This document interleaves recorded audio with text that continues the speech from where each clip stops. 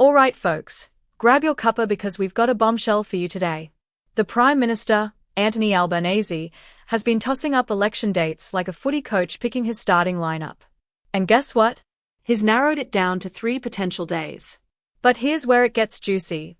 There was serious talk about calling the election today for an April 5th showdown, but at the last minute, Albo pulled the pin. Why? What's he waiting for? And how will this impact your vote? Well, strap in because we are unpacking all the behind-the-scenes drama, the political strategy, and the sneaky moves that could change the outcome of this election. Now, according to Sky News political editor Andrew Clennell, the Albanese government is juggling 3 possible election dates: April 12th, May 3rd, and May 10th. But here's where things get interesting. Albo has reportedly ruled out going with the absolute last possible date of May 17th. Now, this decision didn't come lightly. Word on the street is that the government was dead set on locking in an April 5th election, but at the last moment, the PM decided to hold off. Instead, the next most likely option would be to call the election right after the Western Australia state election next Saturday, setting up an April 12th vote. But there's a snag, and it's a big one. The April 12th election date falls smack bang in the middle of school holidays and overlaps with the Jewish holiday of Passover. And let's be real, running an election during a major religious holiday is a risky move. Just ask Julia Gillard.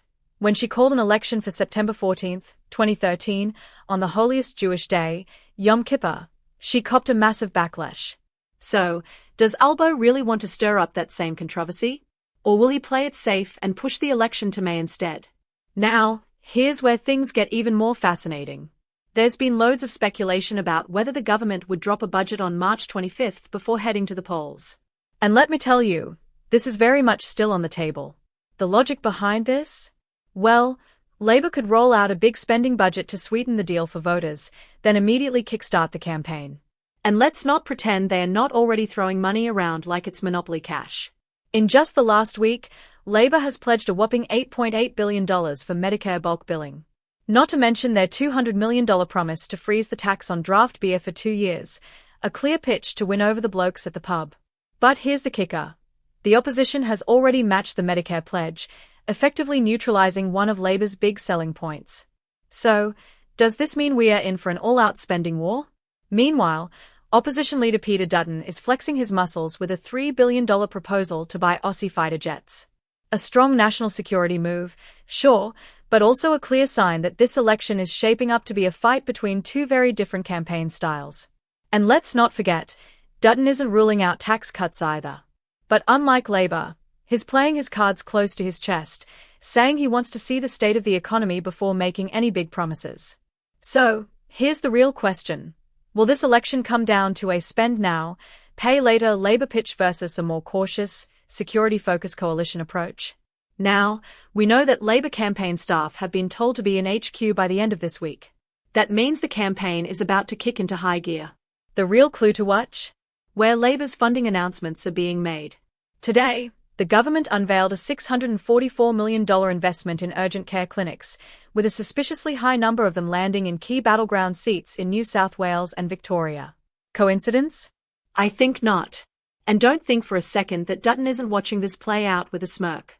While Labor is splashing cash on healthcare and beer, the coalition is sharpening its knives for an economic debate that could prove fatal for Albo's government. So, where does that leave us? Well, one thing's for sure. Albanese is playing a calculated game. He's weighing up the risks of an early election during a holiday period versus a May election after a budget that could boost Labor's standing. If he calls it too early, he risks backlash over bad timing. If he waits too long, he gives Dutton more time to hit him where it hurts. And you better believe that both sides are watching the polls like hawks, ready to make their move at just the right moment. So, what do you reckon? Should Albo go early and take the gamble? Or hold out for a May election and risk giving Dutton more time to gain momentum? Let us know in the comments because this election is shaping up to be one hell of a showdown, and you won't want to miss a second of it. And before you go, don't forget to smash that like button, hit subscribe, and turn on notifications so you stay up to date with every twist and turn in this political rollercoaster. I'll see you in the next one. Cheers.